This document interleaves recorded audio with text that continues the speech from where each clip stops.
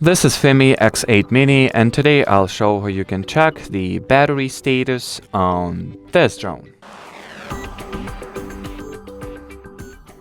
So first, way you can do that is to look over here, left or west of the cog settings icon, and here it shows the voltage of your battery, the current voltage that it outputs, as well as the remaining amount of power.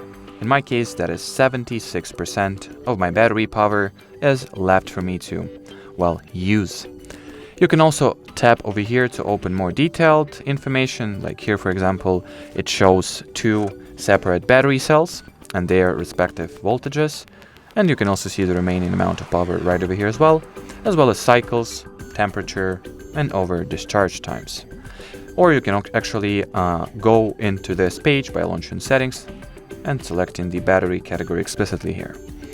And well, as far as this video goes, that'll be it. So thanks for watching and bye-bye.